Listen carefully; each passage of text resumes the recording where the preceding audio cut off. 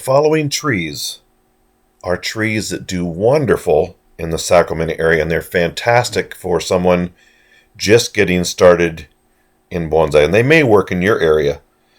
You could also find cherry trees or Chinese elm trees or Hinoki cypress or Zelkovas, but the trees that I recommend are these trees because they're so strong, they're so easy, and if you do a certain thing to them, they respond a certain way back.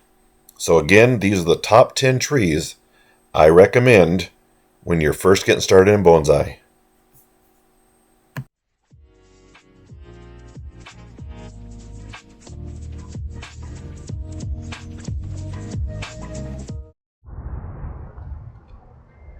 I wish someone had told me when I first got involved in bonsai what the easiest trees were in bonsai, so I'm going to give you a few of the easiest ones. The easiest tree to start with is the Japanese black pine. It's probably one of the most sought after, most revered in Japan, written about. It's in their art, it's in their books. You go to a play, it's in their plays, behind the actors. It's just an amazing tree. Okay, so with that said, this is what you start with. You start with a 5-gallon nursery stock, and then over time, so this is a tree that I've had for about 2 years now. Over time, you turn it into something like that. They are, again, the easiest trees. All you have to do is learn how to talk to them, and there's 4 times a year that you work on them. The first one could be either wiring or repotting. Okay, hope that helps.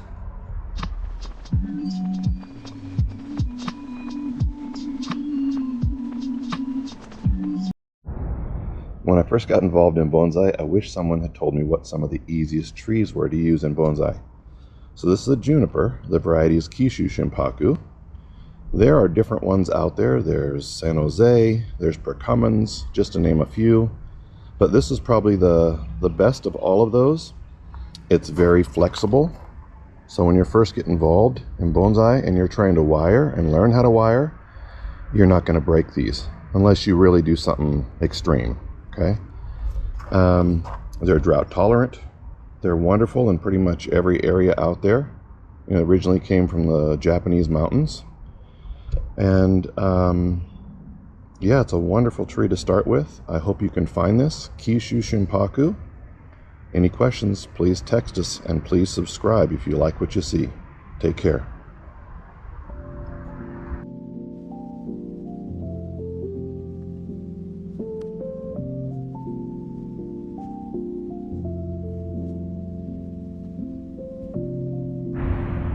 When I first got involved in bonsai, I wish someone had told me what some of the easiest trees were to use in bonsai.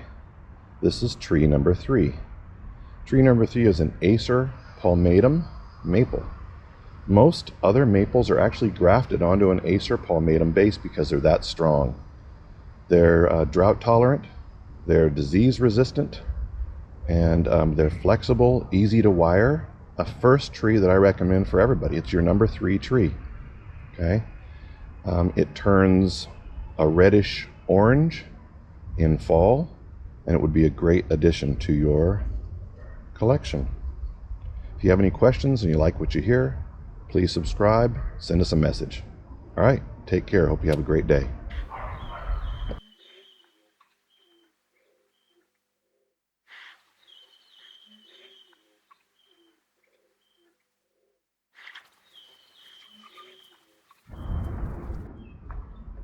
When I first got involved in bonsai, I wish someone had told me what were some of the top trees to use for bonsai. Today we're going to talk about a dwarf pomegranate. So the dwarf pomegranate is a fantastic tree to start with. Okay, as you can tell. So each year, around April, May, it starts to put on some blooms. And then around July, August, September, you get small little dwarf fruit. And you can get them all over the tree.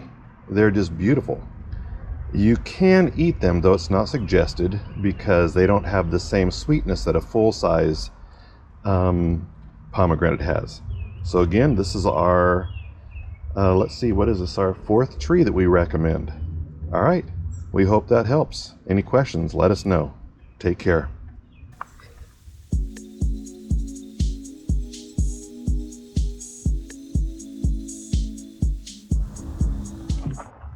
When I first got involved in bonsai, I wish someone had told me what were some of the top trees to use for bonsai. Tonight we're going to just briefly touch on Wisteria. So Wisteria is an extremely easy plant due to how much moisture it needs. So I'm going to let you in on a secret. The secret to get these to flower, even at a young age, is for them to sit in water. Doesn't matter if it's a Chinese or a Japanese wisteria. If you see one, grab it and turn it into a bonsai. They make fantastic trees. Again, what was the secret? The secret was they sit in water. The other secret is fertilize. The more you fertilize these trees, the happier they are and the faster they will bloom. Okay, I hope that helps. Take care.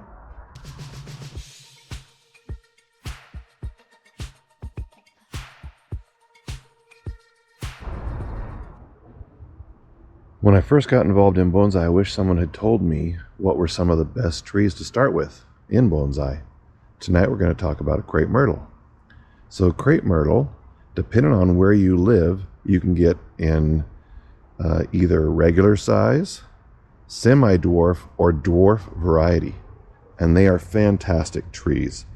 As they age, the bark peels.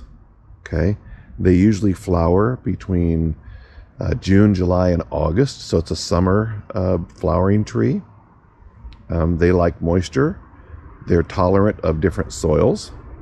They grow in all climates. A lot of times you'll see them around California just planted in the ground here. And okay, if you have any questions, hopefully you reach out and ask us about this beautiful variety. Take care.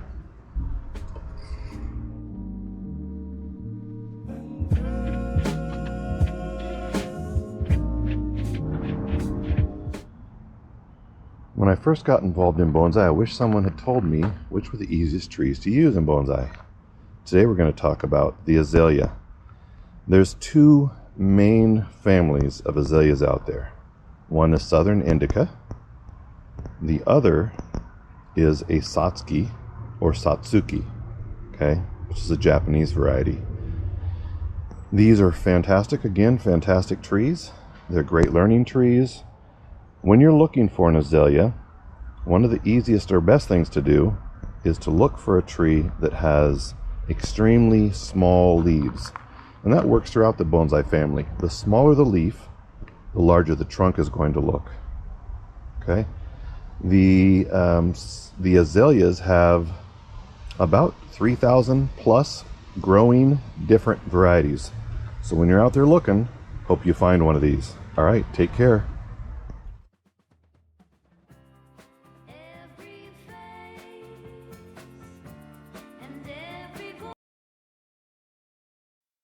I wish someone had told me about the Elaeagnus pungens, or silverberry, when I first got involved in bonsai.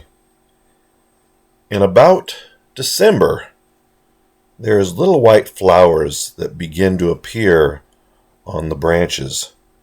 And those little white flowers will then turn silver. And that's usually around January. And so right behind where that flower was, you'll see a silverberry. And then around March and April, they turn orange. Just a beautiful orange. They get about the size of a grape. This is a hardy tree. It's strong. It's drought tolerant. Easy to wire. What a wonderful tree to add to your collection.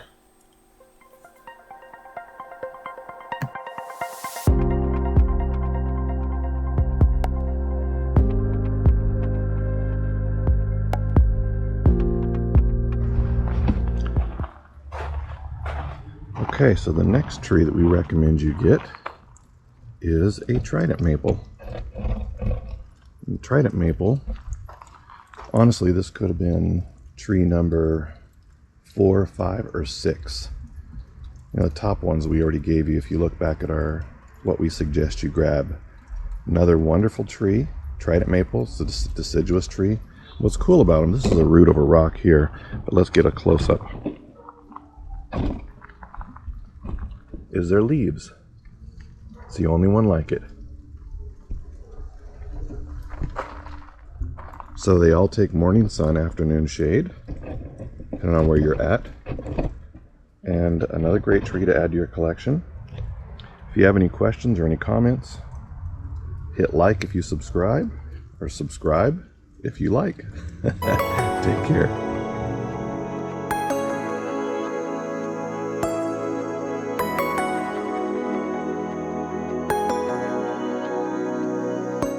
This is actually a before picture of some 15-gallon Ginkgo biloba maidenhairs. It's one of the oldest known species. It can tolerate full sun. It can be in partial shade. The color is a little bit more better, though, if you can leave it in shade. It's probably best known for its gorgeous fall colors. You always want to find a male, not the female, because the female has almost a fruit that's like an apricot almost. It's really stinky. So you don't want to get that. Make sure it's a male. Wonderful tree to add to your collection.